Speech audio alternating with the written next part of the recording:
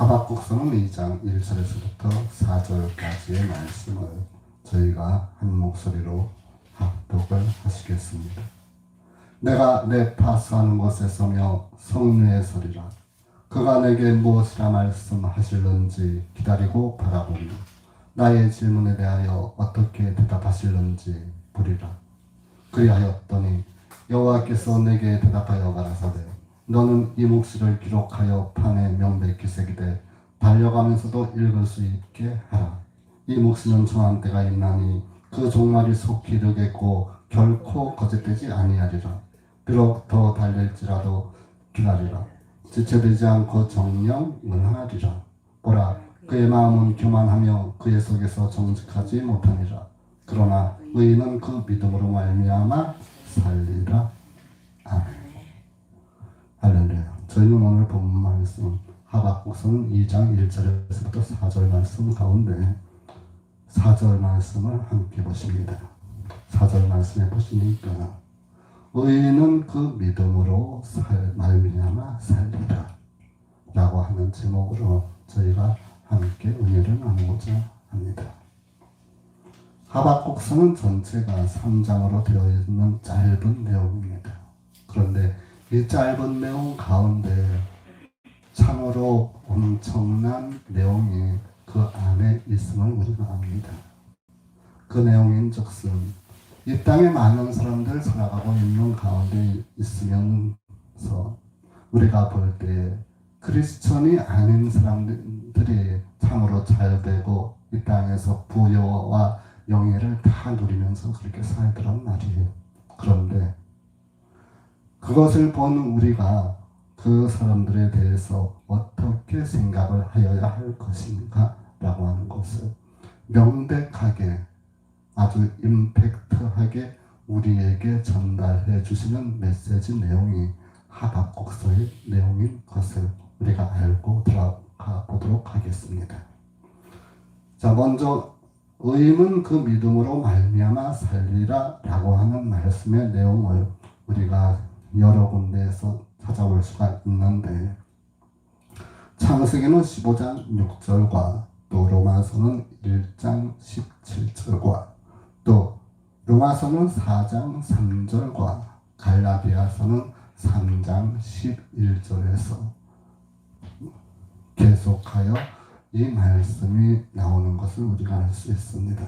자, 그렇게 해서 성경에서 계속해서 반복되어서 나온다라고 하는 것은 그만큼 하나님께서 우리에게 그 말씀이 중요하기 때문에 우리에게 반복해서 그렇게 알려주시는 것이다. 이렇게 받아들이시면 되겠습니다.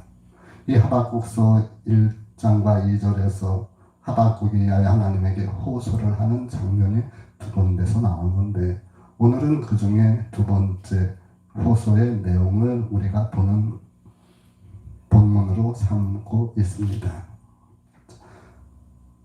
1절에서부터 천천히 보시면 이렇습니다. 내가 내 파수하는 곳에 서며 성례에 서리라. 그가 내게 무엇이라 말씀하실는지 기다리고 바라보며 나의 질문에 대하여 어떻게 대답하실는지 보리라. 이렇게 하박국이 그 질문에 대해서 야훼 하나님이 도대체 어떻게 대답을 하실까? 그것을 기다리는 그러한 모습을 묘사하고 있습니다. 1절 초반부 보니까 내가 파수하는 곳에서 서서 그리고 성로에 서리라 라고 하는 것은 내가 하나님과 가깝게 하나님이 다른 그 말씀을 하시더라도 그 말씀을 모두 다 제대로 듣기 위하여서 하나님 가까이 가리라 하는 그러한 전향적인 그러한 자세라고 보시면 되겠습니다.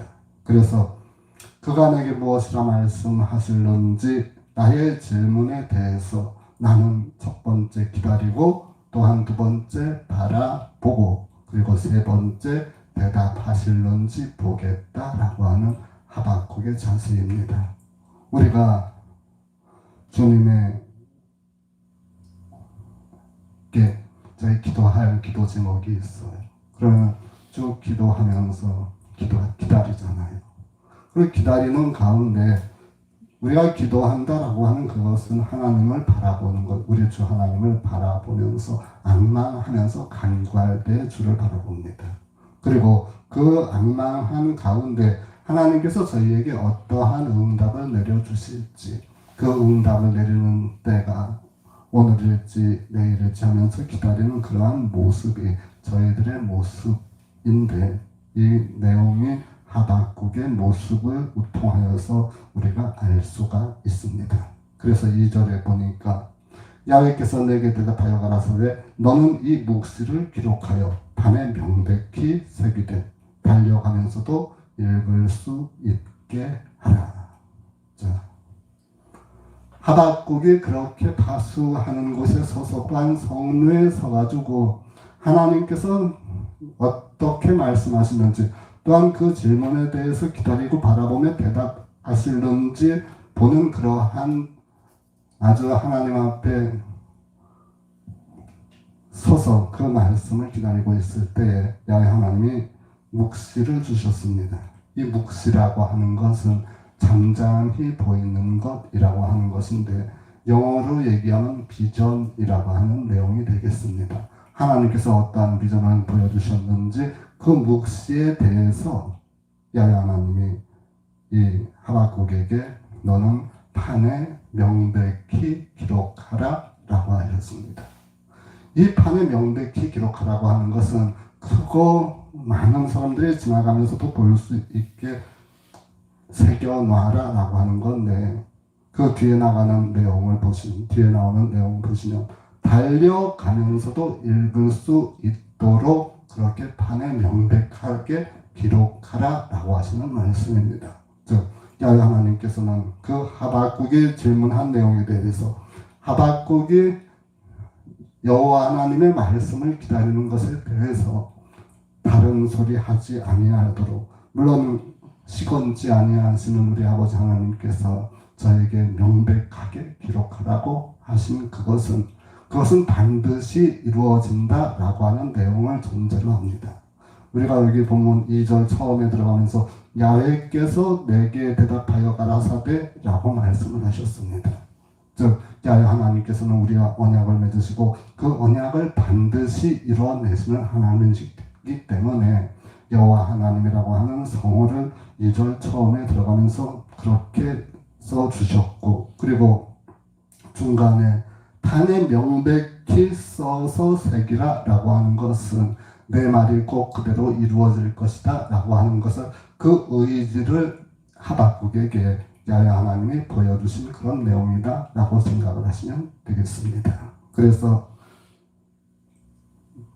3절 말씀 보시면 이 묵시는 정한 때가 있나니 그 종말이 속히 이르겠고 결코 거짓되지 아니하리라. 비록 더딜지라도 기다리자. 지체되지 않고 정령 응하리라. 아멘. 자, 오늘 3절, 2절에서부터 3절에서 나오는 말씀 가운데 우리는 세 군데를 봅니다. 2절 중 후반부에 묵시라고 하는 단어입니다. 잠잠히 보여주시는 것, 그 비전이라고 하는 내용과, 그리고 3절 처음에 정한 때라고 하는 부분이 있습니다.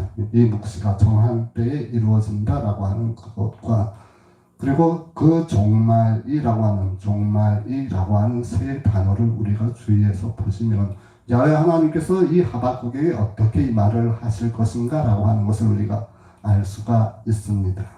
그 묵시가 판에 명백하게 내가 적어놓고 새겨놓고 있으면 정한 때에 그 종말이 이르는데 어떻게 이르느니라? 속히 이르리라. 그리고 결코 거짓되지 아니하리라. 아멘.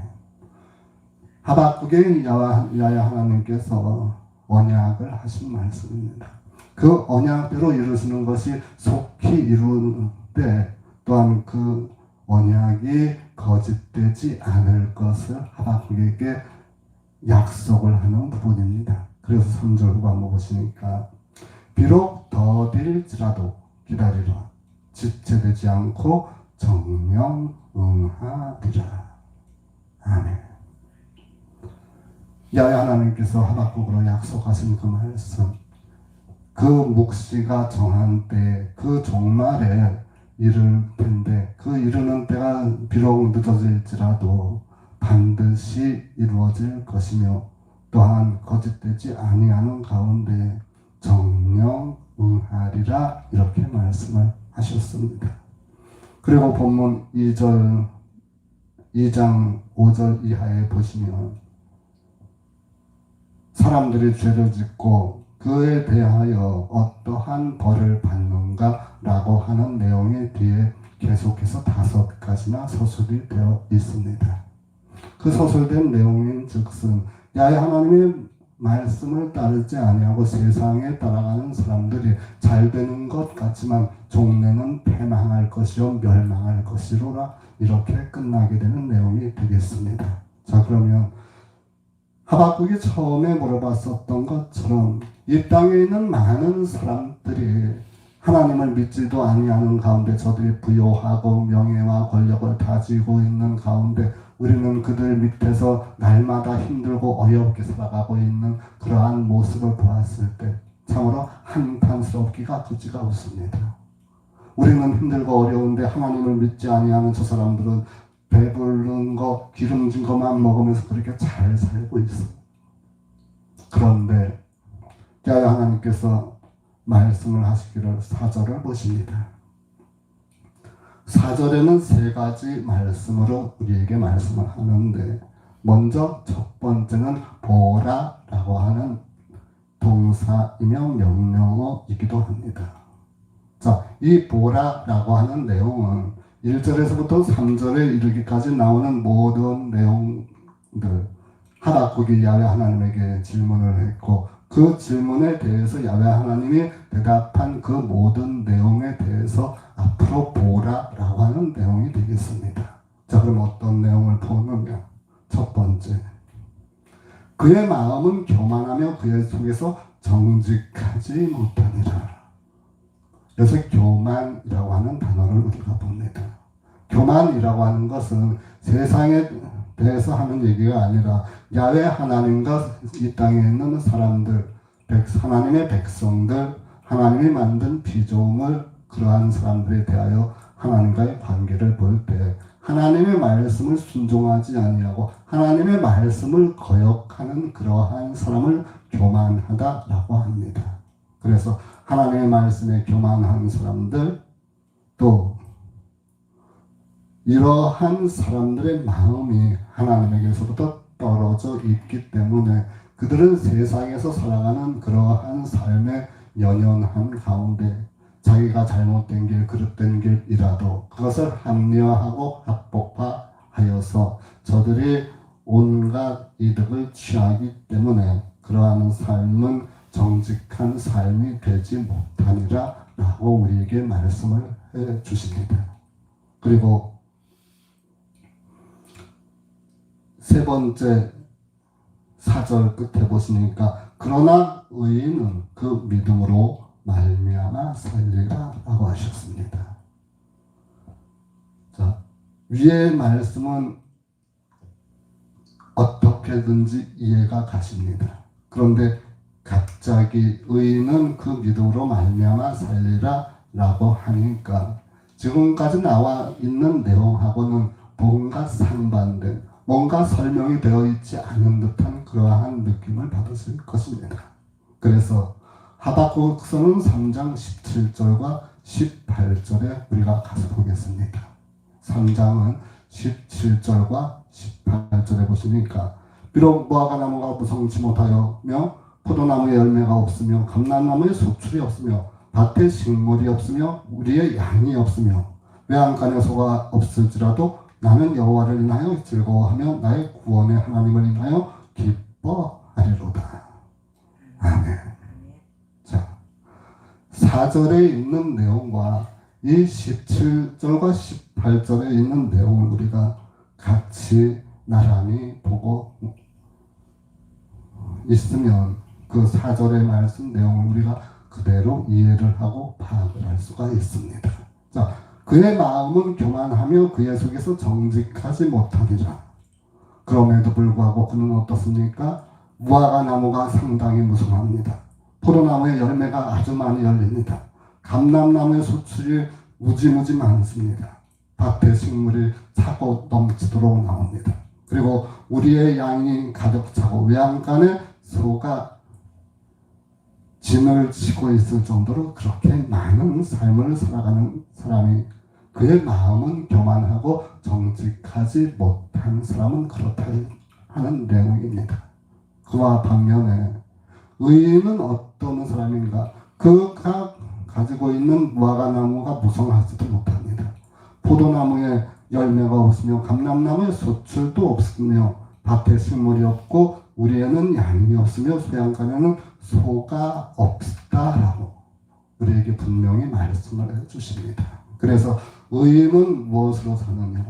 나는 여호와를 인하여 즐거워하며 나의 구원의 하나님을 인하여 기뻐하리로다. 그 믿음으로 산다라고 하는 내용이에요.